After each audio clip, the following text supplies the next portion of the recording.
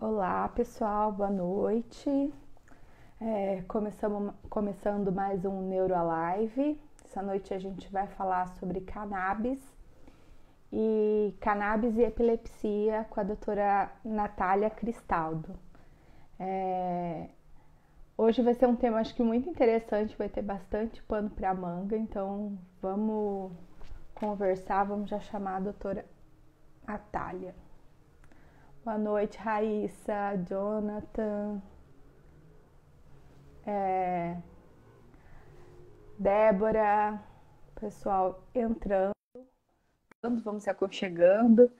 Eu sei. Oi, Débora, tudo bom? Eu sei que é uma ótima. Olá, Natália, tudo Oi, bem? Elaine, tudo bem?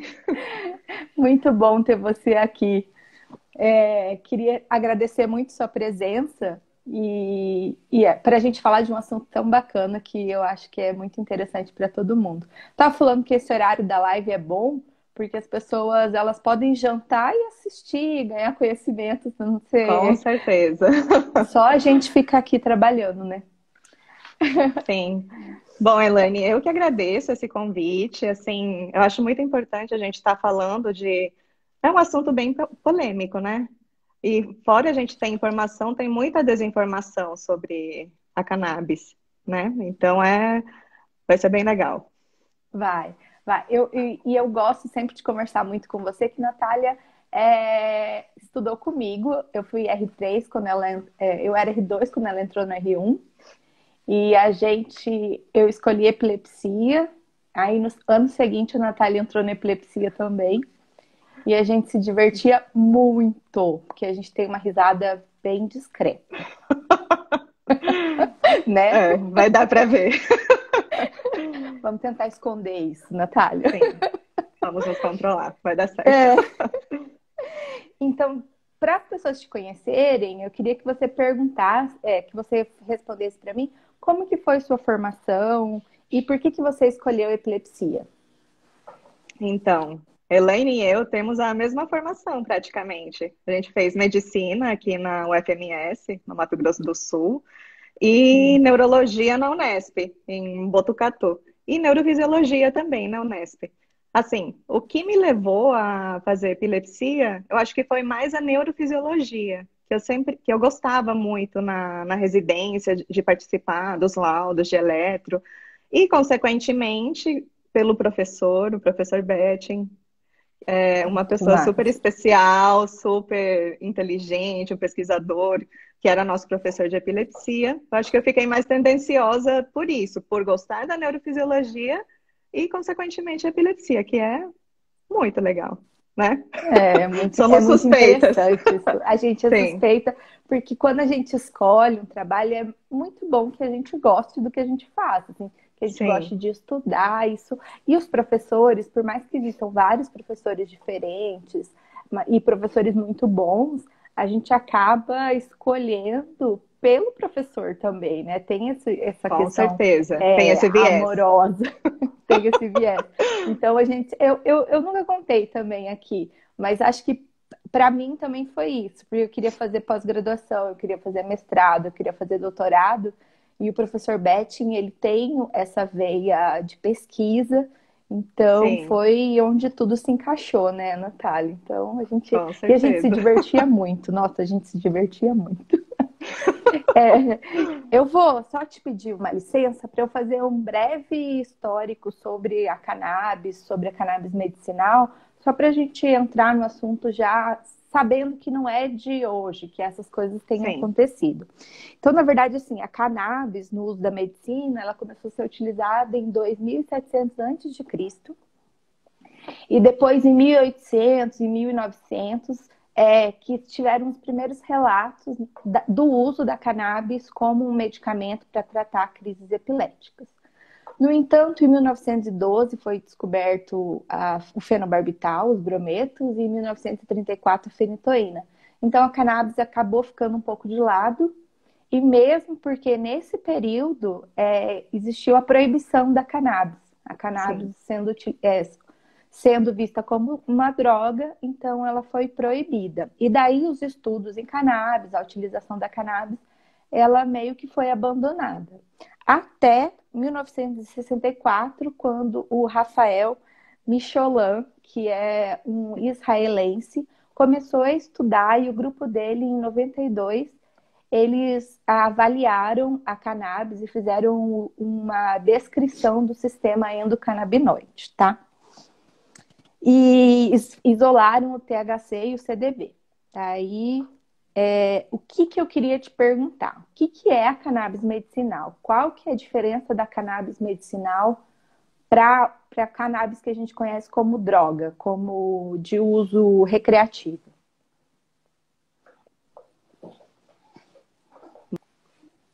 Voltou. Então,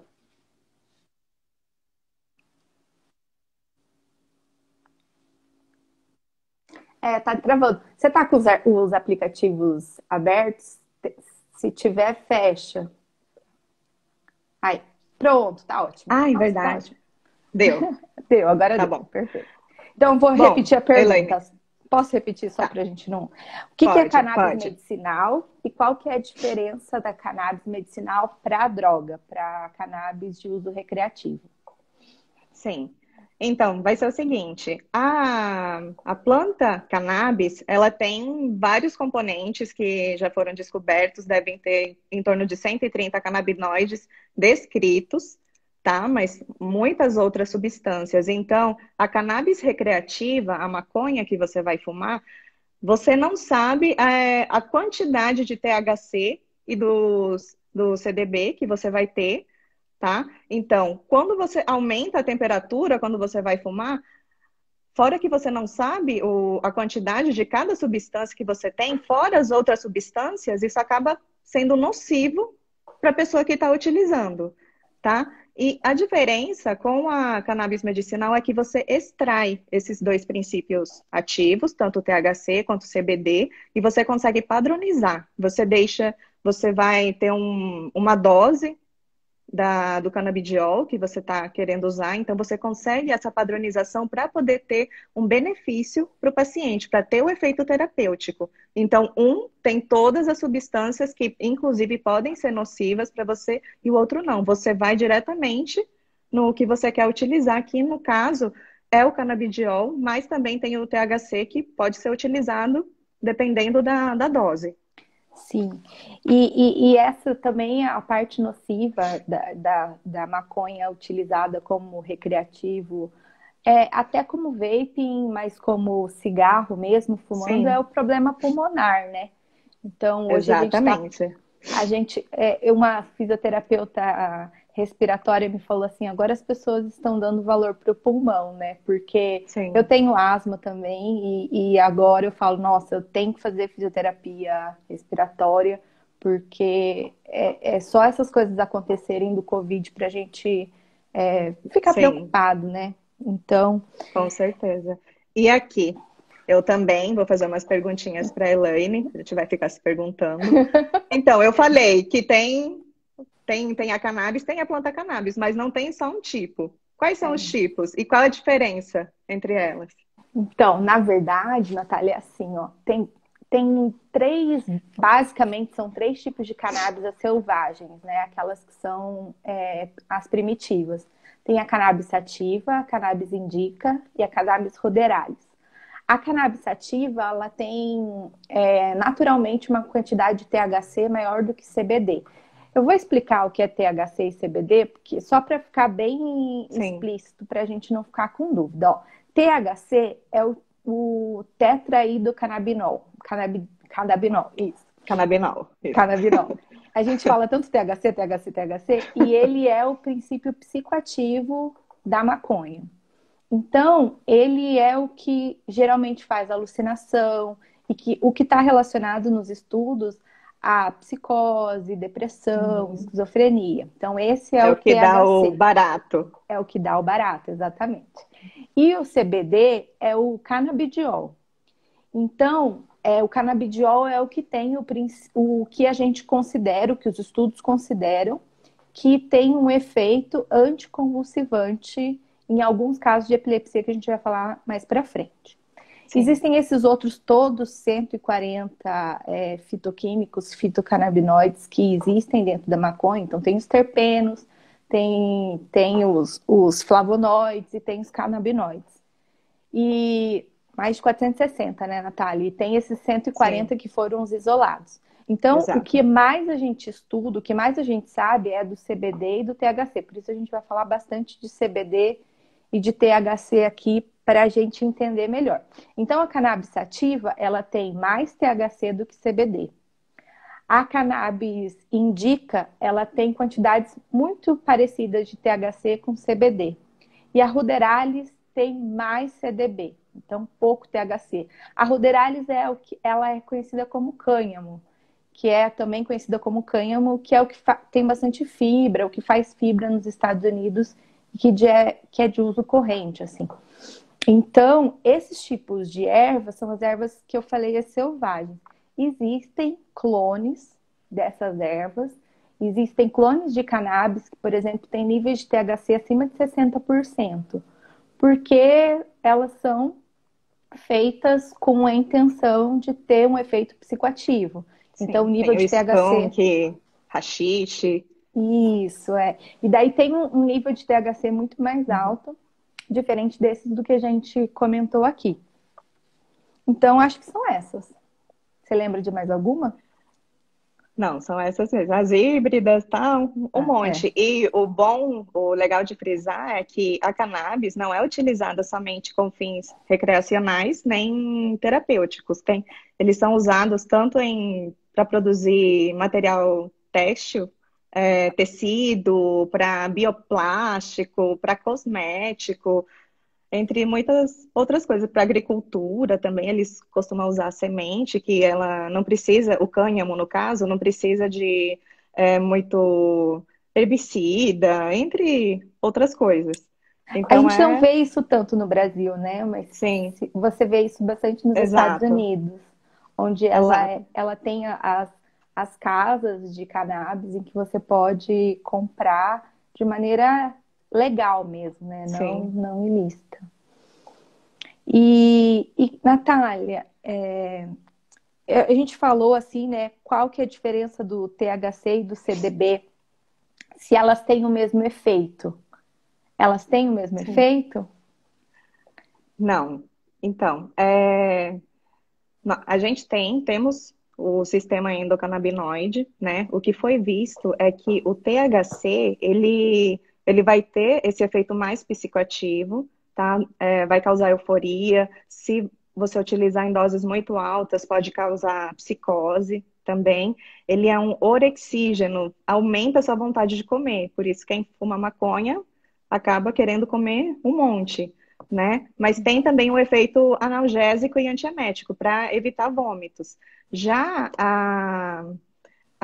o canabidiol, não é bem entendido ainda as vias em que ele vai ativar os receptores, tá sendo estudado ainda. Mas o efeito dele é mais neuroprotetor, antiepilético também, ansiolítico, antidepressivo, tá? Então, cada um vai ter uma via onde ele vai atuar mais. E tem esses efeitos diferentes.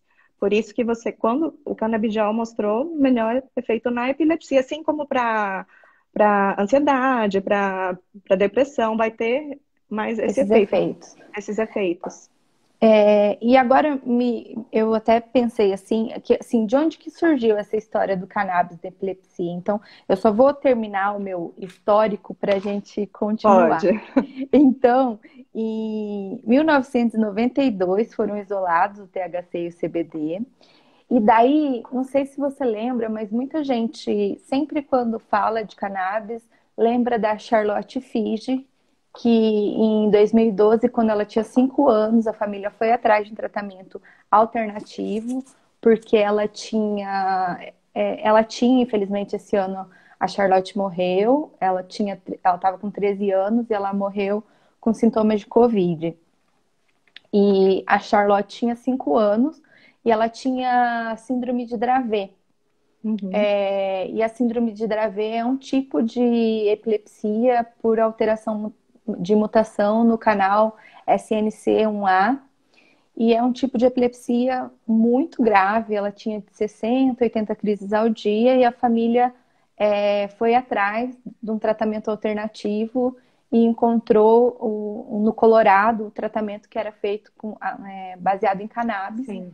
E a Charlotte teve uma melhora importante. Então, foi isso que deu um boom na mídia Uhum. para falar mais de cannabis. Em 2014, aqui no Brasil, tem a história da Anne, que a mãe dela, Catilene Fischer, conseguiu a primeira autorização para importar cannabis por um uso compassivo. Então, o que é o uso compassivo? O uso compassivo é quando você não tem outra opção de tratamento e que dá disponível no mercado e que esteja na farmácia ou que esteja disponível e que você pode daí importar esse medicamento de fora. Então, em 2014 aconteceu isso. De 2014, quando a Catilene conseguiu essa autorização até 2019, mais de 14 mil famílias entraram na justiça e conseguiram a autorização da Anvisa, por um processo um pouco burocrático, conseguiram essa autorização do uso da Bem cannabis. burocrático, Bem aliás. burocrático, bem burocrático. Uhum. E em 2020, agora a gente teve autorização e autorização para fabricação e comercialização da cannabis aqui no Brasil. O que Sim. é uma ótima notícia para as pessoas que precisam da cannabis para essa utilização e também porque é importante a gente estudar um pouco mais, né, Natália? A gente saber Com um pouco certeza. mais sobre a cannabis. E daí isso que eu queria te perguntar. Fizeram essa pergunta também lá no Stories, em quais tipos de epilepsia está indicado o uso da cannabis? Assim, é qualquer tipo de epilepsia? Não. Na verdade, as epilepsias estudadas para o uso de cannabis, que tem o estudo randomizado, duplo cego, para você realmente ver a eficácia da droga, são nas epilepsias da infância, que são duas. A síndrome de Dravet, como você falou, que é uma encefalopatia por mutação do SCN1A, um canal de sódio. Ela aparece no paciente com menos de 1 ano de idade, geralmente, né? E o paciente tem muita crise, vários tipos de crise, o paciente tem uma alteração cognitiva, acaba ficando muito dependente e é um sofrimento, né? Você ficar vendo seu filho com esse tanto de convulsão. Então, é para síndrome de Dravet e também para síndrome de Lennox-Gastaut, que é uma outra epilepsia que é da infância, aparece em torno do 1º ano de vida ou depois, tem múltiplas causas, pode ser tanto por alguma doença genética ou por algum problema na gestação, alguma infecção que a mãe teve ou que a criança teve depois de nascer, falta de oxigênio. E o Lennox-Gastaut, ele tem, a sintomatologia não é patognomônica, somente, mas quando você vê, você lembra bastante, que é o drop attack, as crises de queda. Então, o que isso pode causar na criança, fora traumatismos, a queda, né? É. Então, é nessas duas epilepsias. Não tem ainda estudo suficiente para epilepsia focal, por exemplo, nem em adulto. É mais para criança. Em adulto não tem estudo suficiente. E eu acho que o importante frisar também desses casos de síndrome de Dravet, pelos estudos, o que eles mostraram, é que o canabidiol, ele é efetivo, ele costuma controlar até 50% das crises na maioria dos pacientes. Pode melhorar mais do que 50%? Pode. Em torno de uns 40% dos pacientes acabam melhorando. Agora, cura, acho que tiveram uns 3 pacientes assim que tiveram Livre de crise. controle total das crises, porque cura não tem. Então, tem que tirar também essa ideia de que é uma droga milagrosa. Não é. Ela é assim como qualquer outra medicação. Ela ajuda a controlar. Acho que, Então, acho que era legal a gente comentar aquele caso do Colorado, daquele estudo que fizeram, né, sim. Natália? Sim, então, no Colorado, o que fizeram? Como lá estavam liberando, como liberaram a cannabis para tratamento, o que eles viram? Que os pacientes que usavam o canabidiol, que moravam no Colorado, eles tinham uma melhora em torno de 40, 50%, como eu tinha falado. Mas os que Sim. mudavam para o Colorado, após fazer o uso do canabidiol, o efeito placebo aumentava muito, assim, só de você achar que, porque você tá lá, a fé que você tem e tal, a esperança que você tem, a percepção dos pais acabava sendo que não, tá melhorando muito. Mas na verdade não era assim, era só uma É, percepção. eu até anotei aqui, porque eu achei que a gente não ia lembrar das porcentagens. Então, eu vou lembrar a gente, ó.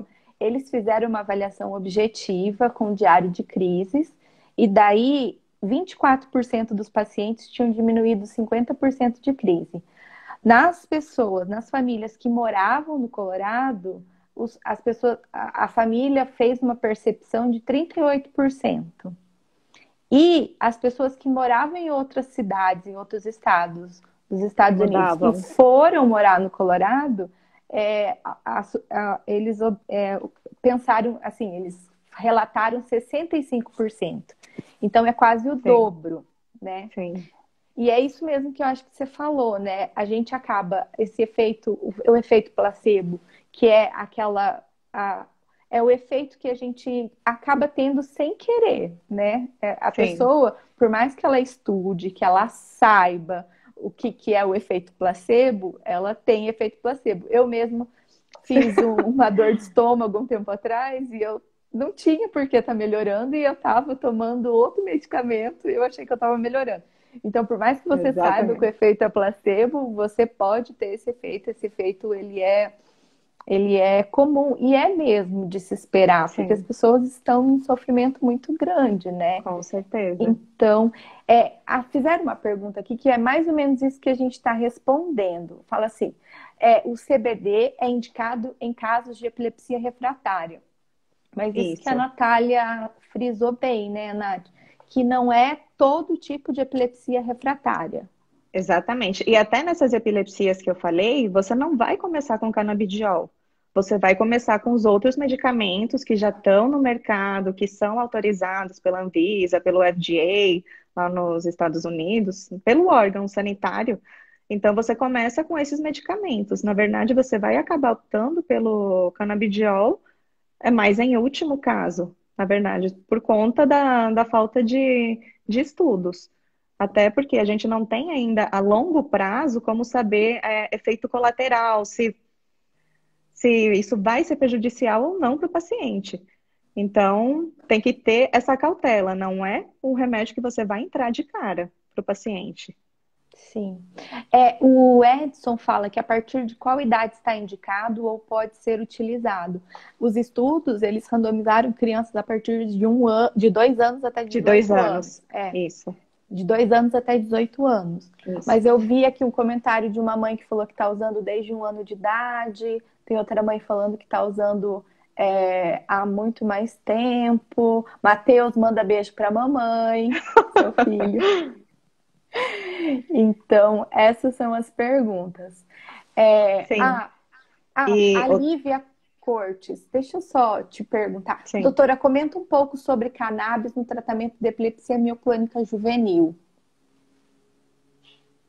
Não tem estudo, não Lívia, tem não tem estudo. estudo nenhum sobre a epilepsia mioclônica juvenil. O que a gente sabe da epilepsia mioclônica juvenil, que é aquele tipo de epilepsia que tem espasmo, tem crise tônico-clônica generalizada, é que ela tem uma boa resposta ao medicamento. Sim, Então, às vezes não controla com um medicamento. Eu tenho pacientes, acho que você também deve ter alguns pacientes, né, sim. de MJ que acabam usando 2 ou até 3 medicamentos. A gente tem que prestar atenção, queria até frisar isso, sobre epilepsia refratária, né, Natália? Porque o que é a epilepsia refratária? É a continuação, você continua tendo crise, apesar do uso de 2 medicamentos. Só que, assim, são 2 medicamentos bem indicados e numa Tomados dose, regularmente. e uma dose bem controlada. Então, em algumas situações, a gente consegue ver alguns gatilhos. Então, por exemplo, se é mulher, o uso de anticoncepcional ou até o ciclo menstrual que pioram as crises, então a gente precisa rever isso. Estado emocional, a gente precisa rever isso. Não está Não usando a dormir medicação, bem. não dormiu bem, não fez. Então, isso não é epilepsia refratária, isso é epilepsia maltratada. Então, Sim, precisa a indicação, epilepsia isso que a teacher Angela falou, indicado para caso de epilepsia fármaco-resistente, é isso. É Exato. refratária, utilizando o medicamento na dose adequada. Porque eu recebo alguns pacientes, eu acho que você também deve receber, que não estão tomando a medicação correta, por isso estão tendo muita Essa crise. é a principal causa de escape de crise. Não tomar o remédio corretamente. É o que a gente costuma ver bastante em ambulatório, né? E a cannabis vai funcionar da mesma maneira. Eu acho que a popularização da cannabis, ela surgiu porque as pessoas consideram que ela é mais natural do que os medicamentos que a gente tem naturalmente. Não. E E é isso uma não é uma droga, verdade. assim como qualquer outra. É, Assim é uma como qualquer medicação outra. como qualquer outra. Mesmo porque muitos outros medicamentos surgiram de plantas, né? Sim. Então, isso é importante a gente pensar. E outra coisa, eu acho que hoje fiz um comentário com uma pessoa, acho que não sei se foi com alguém, mas enfim, eu falei assim: o que é interessante de você ter um trabalho artesanal, por exemplo, um quadro na sua casa, que Uhum. seja artesanal, é interessante por quê? Porque esse trabalho artesanal, ele é único para você. Quando a pessoa for fazer outro trabalho artesanal, for pintar outro quadro, fazer outro artesanato, vai ser outro trabalho para outra pessoa. Essa é a Sim. importância dos artesanais, assim, das coisas que a gente faz artesanal. Por que eu estou falando isso? Por causa dos cannabis que são artesanais, que não são padronizados. Exatamente. É o que Essa eu é a falei no preocupação. começo, a padronização. Essa é a preocupação, né, Natália, que a gente tem, porque já sempre comento com os pacientes em relação aos medicamentos. Se às vezes muda a marca do medicamento, a mudança da marca pode fazer com que você Escape. tenha escape de Uhum. crise. Então, Sim. se a gente tem uma cannabis que seja artesanal, que não seja padronizada, a gente pode ter o risco de ter escape de crises também, Sim. né? E, bom, como a gente está falando, cannabis, o canabidiol, é bom para controle de crises em determinadas epilepsias, mas o que mais pode melhorar também a cannabis, fora a crise epiléptica? Que outros sintomas? Então, assim, na verdade, as mães de crianças que usam cannabis, acho que as mães que estão aqui, elas podem comentar pra gente também, né? com a, comentar pra gente. Mas assim, a parte cognitiva melhora bastante. Então, tem um pai até que comentou comigo, minha filha acordou, parece que ela estava dormindo e ela acordou depois que começou a usar cannabis. Mas isso é uma coisa que a gente acaba vendo nos pacientes que têm controle de crises e controlam as crises também, né? Sim. Então é difícil a gente saber se isso é pela medicação em si, pelo cannabis em si, ou Ou se se é é pelo pelo. controle de crise? Exatamente. Então, às vezes é Sim, difícil a gente saber qual a diferença de qual que é o efeito isolado de cada um.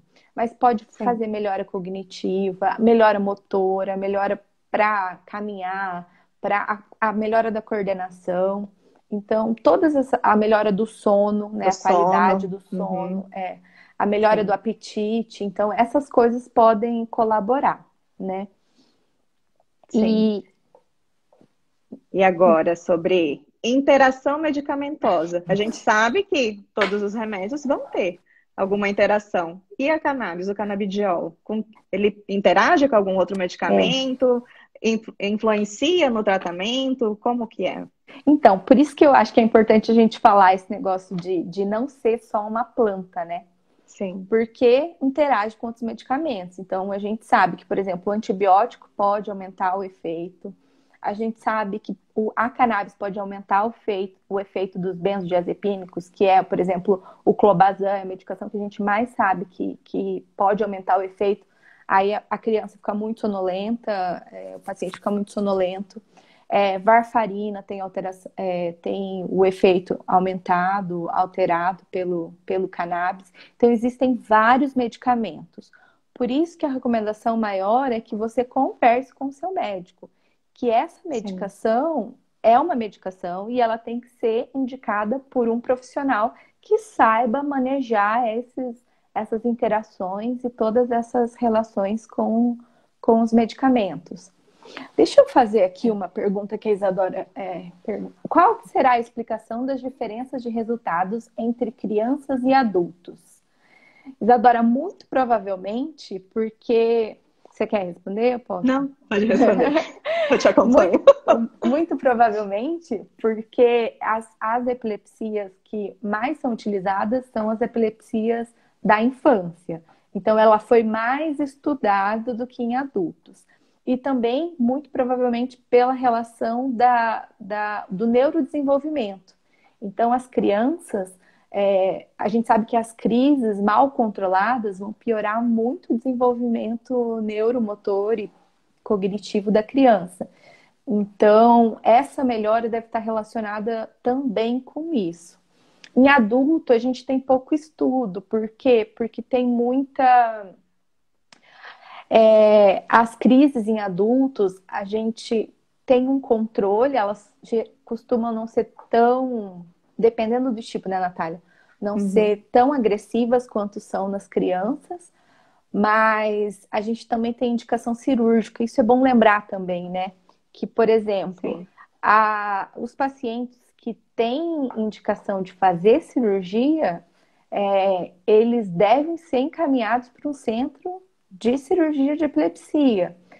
Usar cannabis sem a indicação precisa pode evitar da pessoa estar fazendo o tratamento mais adequado, né, Natália? Então, isso é importante. Você tá tudo bem, você tem um paciente que é refratário, por exemplo, aos 2 tipos de medicamentos, tem uma epilepsia refratária. O ideal seria você encaminhar para o especialista em epilepsia. Por quê? Você vai ver realmente qual é o tipo de crise, se ele está sendo tratado adequadamente, tudo bem. Você tentou todos os medicamentos. Aí, o próximo passo seria ver se ele tem indicação de cirurgia. A cannabis está depois ainda desse passo, da cirurgia. Porque, por exemplo, você tem a epilepsia de lobo temporal. Pode ser uma epilepsia refratária, também pode usar muitos medicamentos.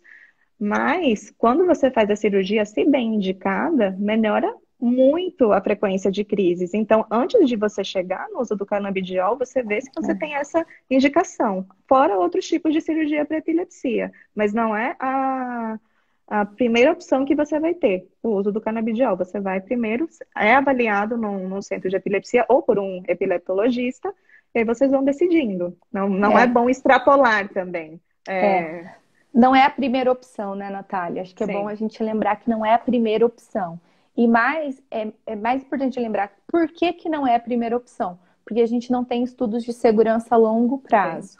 Então, hoje de manhã teve uma palestra no Congresso Europeu.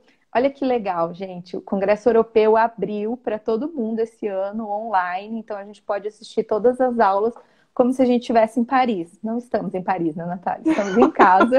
Algum dia.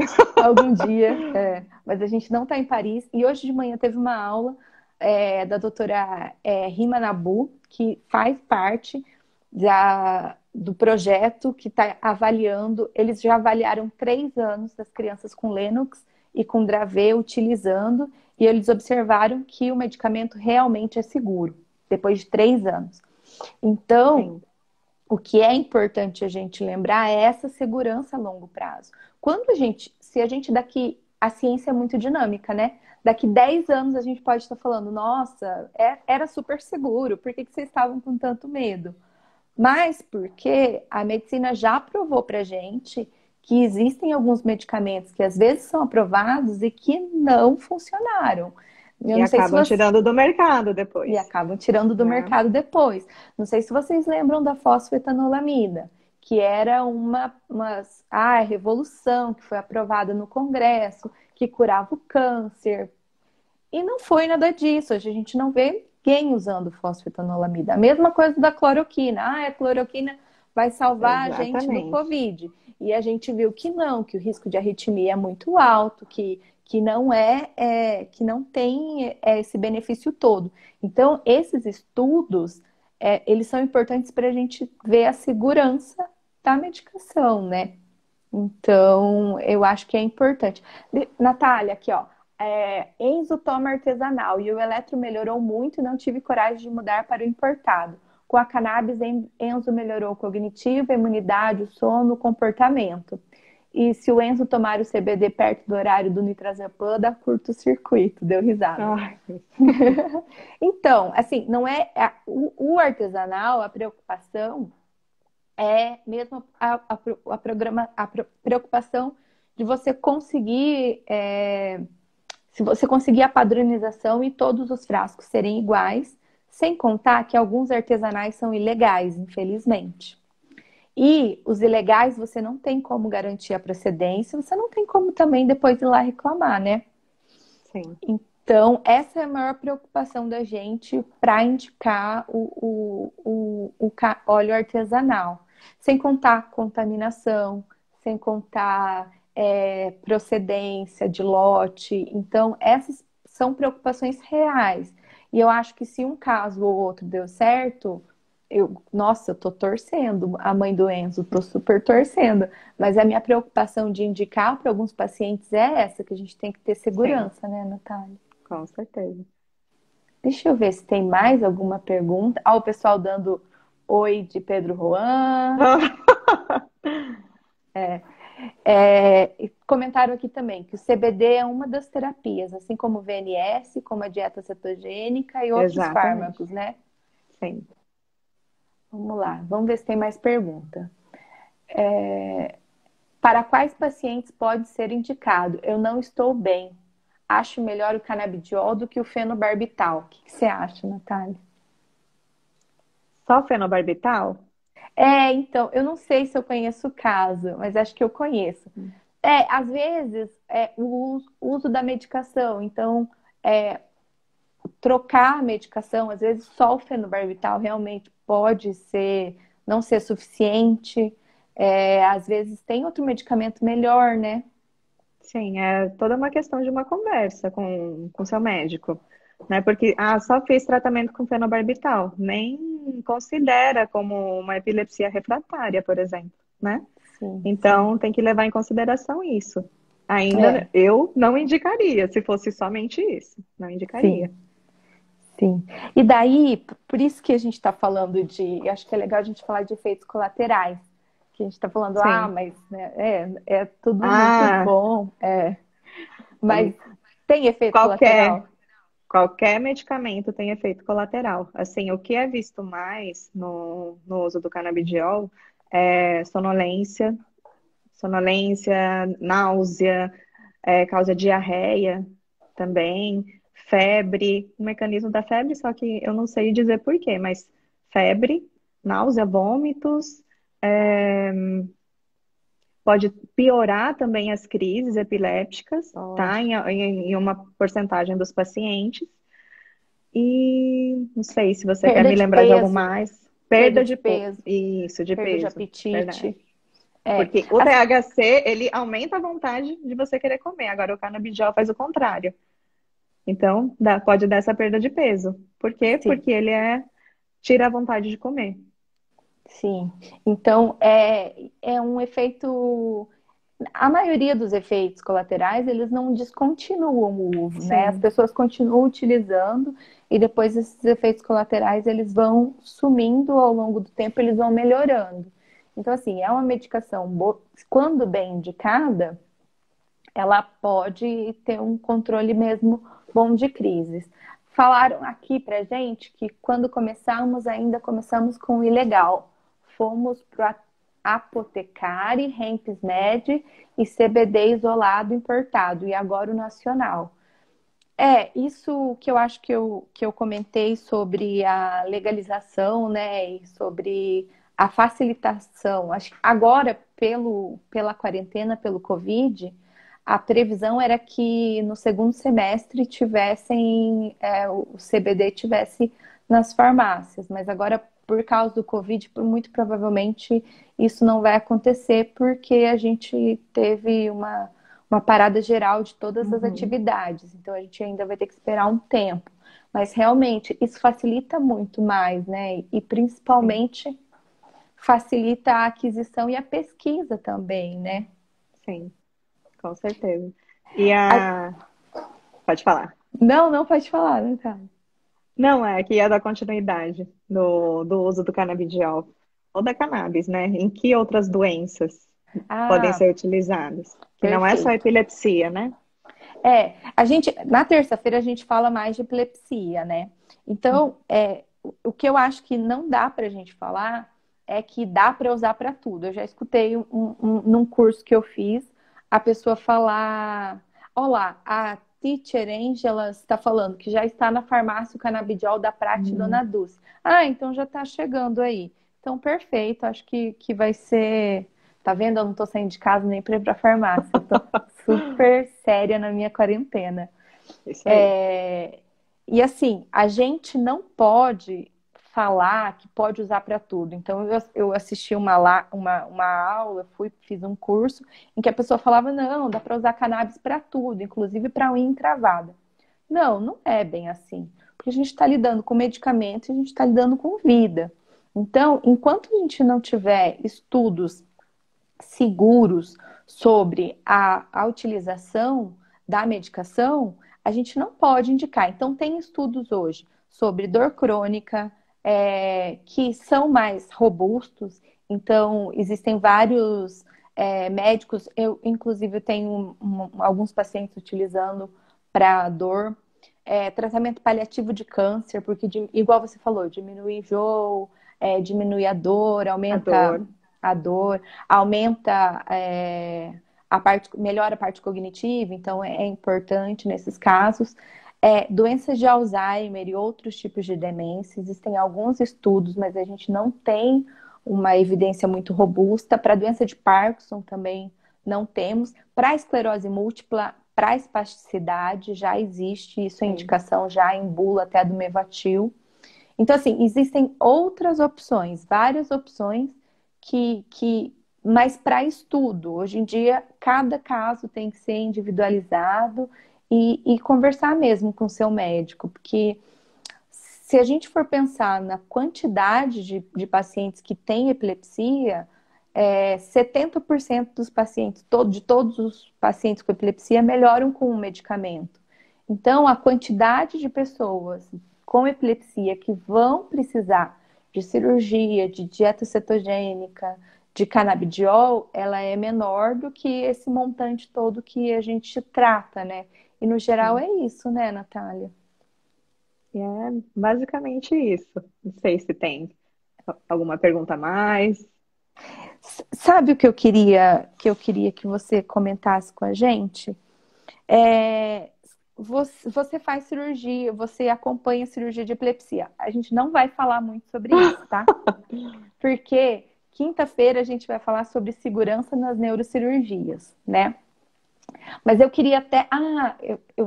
Fizeram uma pergunta que a gente já responde. Mas eu queria que você comentasse, porque assim, as pessoas acham que uma cirurgia de epilepsia ou um procedimento neurocirúrgico é muito.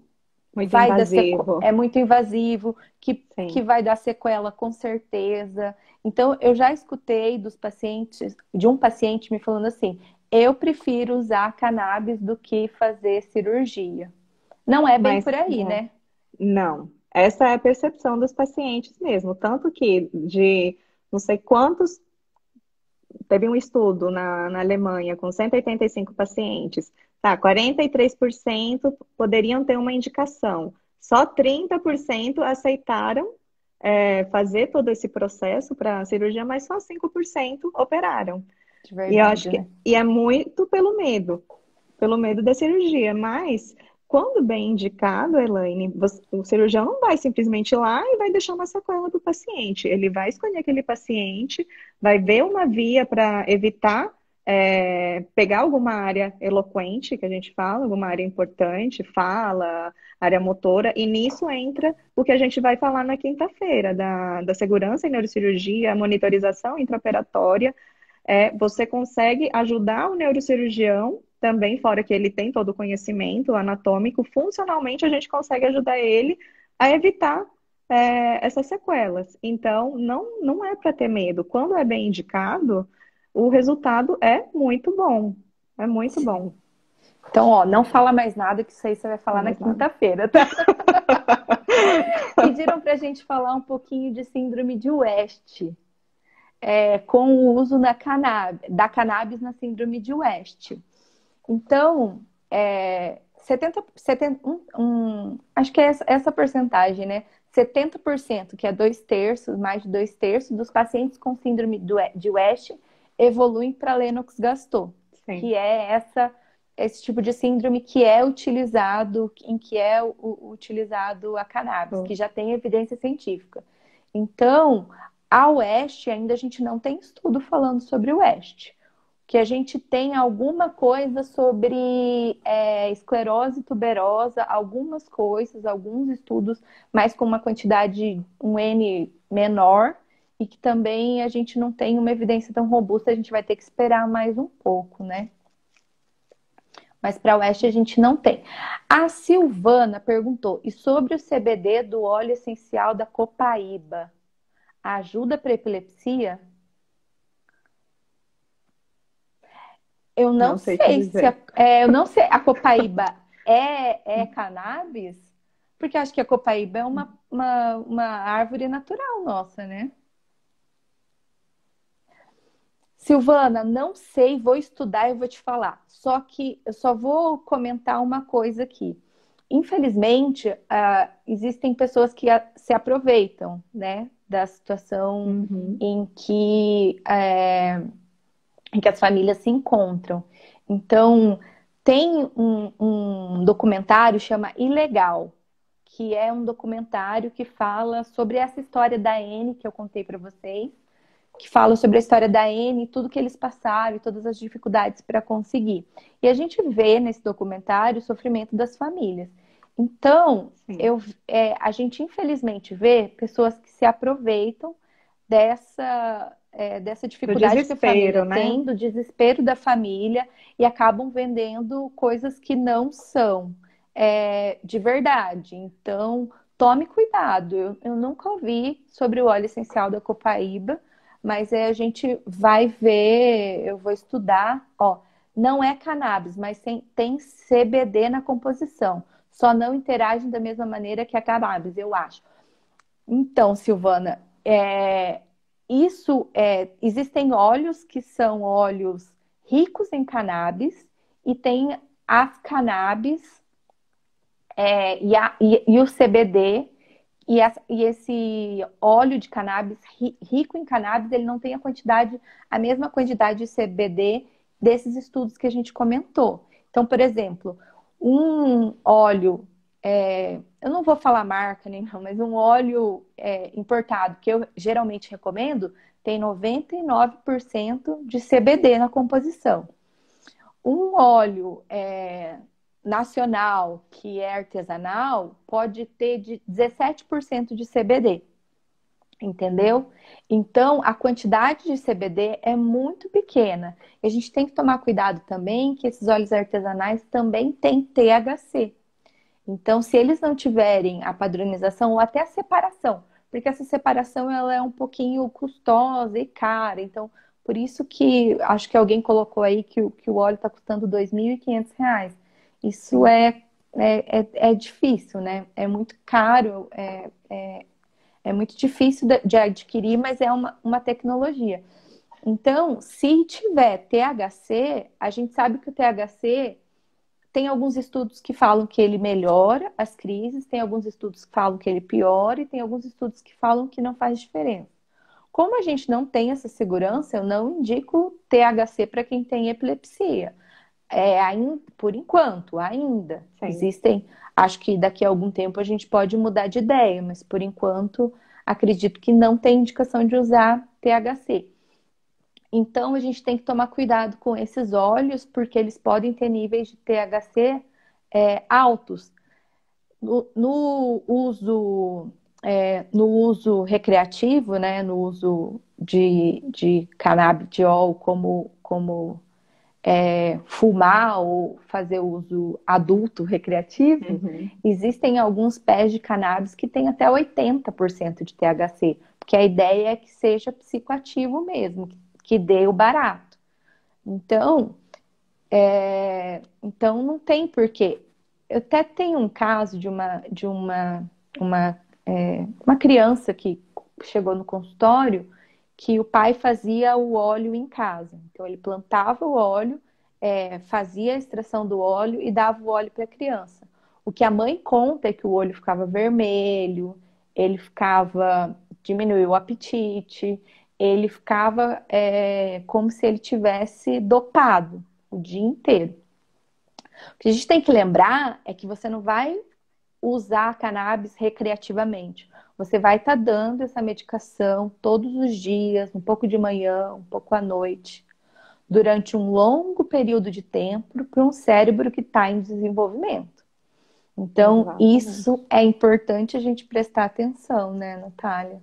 Porque tudo bem, o objetivo, eu acho que é além de controlar as crises, porque também não é só isso. A gente controla as crises, mas aí a gente tem as repercussões a longo prazo, a gente tem piora da parte cognitiva, a criança não consegue acompanhar na escola, não consegue fazer fisioterapia direito, não consegue interagir em casa. Então, acho que também não é por aí, né?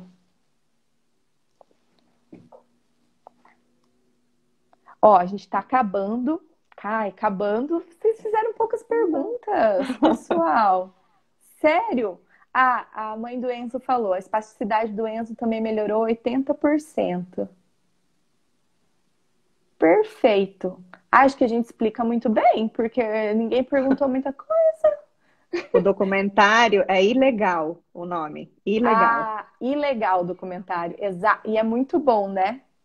E é muito bom. Ilegal, é. E ele tem no YouTube, viu?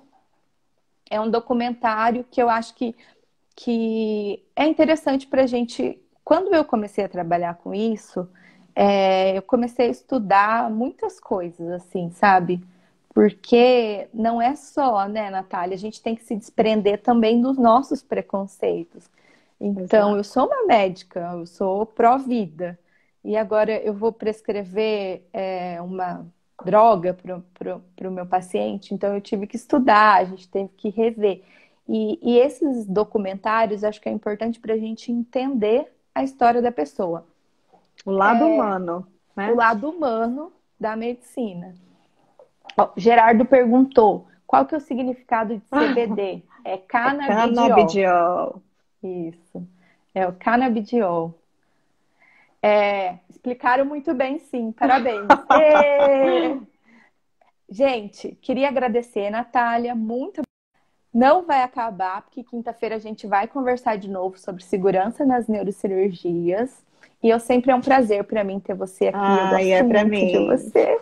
Você E sabe que eu, eu amo você, eu né? E também te amo obrigada. muito. E você lembrou muito bem, eu não lembrava que a gente tinha toda essa história. Realmente, a gente fez Federal do Mato Grosso do Sul, a Uhum. gente fez Unesp e a gente fez epilepsia. A gente só se separou no final, que daí eu fui para É todo um encontro, pós-graduação. gente. Para mim é para você também, né? E para vocês também. Gente, a live vai ficar no nosso feed, no meu feed, vai ficar no Facebook e vai ficar no YouTube também, tá? Bom, Natália, então você a quer gente fazer se vê alguma quinta. consideração? A gente se vê quinta. Não, para mim foi super boa a conversa, assim, é bem informal, mas eu acho que é bem esclarecedora também, tá? É. E obrigada mais uma vez e a gente se vê quinta de Então novo. Vou tá. esperar Um todos. beijo. Eba! Beijo, Nath. Tchau, Tchau, tchau. tchau. Gente, muito obrigado pela presença. Queria agradecer a todos, o Edson, o Luiz aí sempre presente, Jonathan, a Janete, Natália, a Ana Carolina Gobi. A Natália tem que vir para Londrina também, tem que vir mesmo, tem que vir mesmo. Gente, muito obrigado pela presença. Essa live vai ficar online, vocês podem assistir de novo. Se vocês quiserem recomendar para alguém, se vocês tiverem dúvidas que a gente não falou aqui, vocês falem, porque é um assunto muito extenso. A gente tentou fazer um resumo aqui, falar dos principais tópicos, dos principais pontos, mas pode gerar dúvida depois, então vocês mandem que a gente responde. Quinta-feira, a doutora Natália vai falar para a gente sobre segurança nas neurocirurgias. A gente vai falar sobre neurocirurgias no geral, porque que nem eu comentei, ela foi para um lado e eu fui para o outro. Então eu fui para pós-graduação, fui fazer mestrado e doutorado, e a Natália foi fazer monitorização intraoperatória. Então ela participa de cirurgias de Parkinson, ela participa de cirurgia de tumores, de coluna, ela participa de cirurgias de epilepsia. E eu acho que é muito legal a gente conversar com ela, até para a gente tirar muito do tabu que existem nessa cirurgia, muito dos medos que a gente tem, tá bom? Queria agradecer de coração. Um beijo para vocês e até quinta-feira. Tchau, tchau.